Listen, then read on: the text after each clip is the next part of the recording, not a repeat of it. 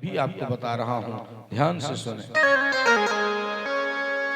एक समय बीणा लिए करते हरि गुणगान, वाए संसार में आए इस संसार में नारद दयानिवान, आए इस संसार में नारद दयानिवान। कहते हैं कि एक समय बीणा बजाते हुए भगवान नारायण का कीर्तन करते हुए नारद जी वैकुंठ लोक को पहुंचे और वहां पर जाकर के भगवान नारायण को देखा, उनके दर्शन किया। भगवान के एक हाथ में चक्र था, एक हाथ में शंख था, एक में गदा, एक में कमल का फूल। भगवान सुंदर मंद मंद मुस्कुरा रहे थे। लक्ष्मी जी चरणों को दबा रही थीं। शेष भगवान के सैया पर भगवान अपने हाथ को ही अपने मस्तक पर टिका करके लेटे हुए थे, पैर के ऊपर पैर लगा करके बैठे हुए थे। ऐसी सुंदर छवि को देख नारद जी दंडवत प्रणाम करते हैं और भगवान को प्रणाम किया। तब भगवान नारायण उठकर खड़े हुए, नारद जी को सुंदर आसन में बिठाया और नारद जी को कहने लगे,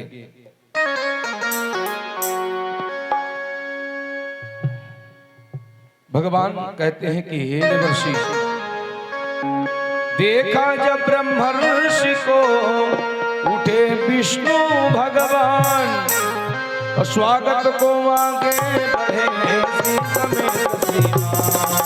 स्वागत को आगे बढ़े समेत सीमा, स्वागत को आगे बढ़े समेत सीमा।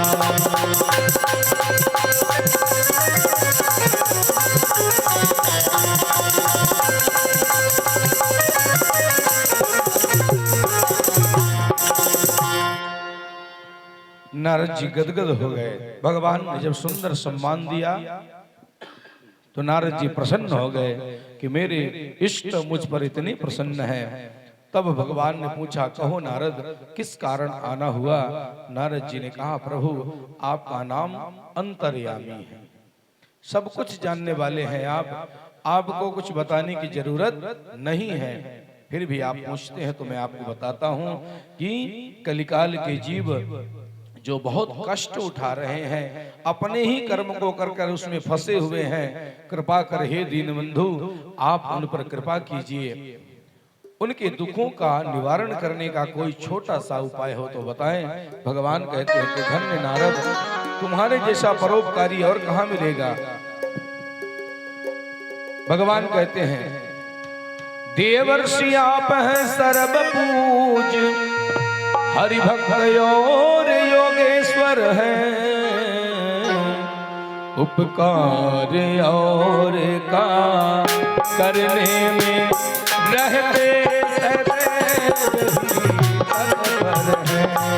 उपकार और का करने में रहते सदैव ही तत्पर हैं। उपकार और का करने में रहते सदैव ही तत्पर हैं।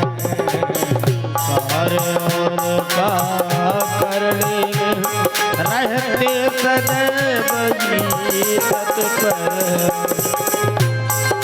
ओ संसार वासियों के निमित्त यरे भाव आपका ऊंचा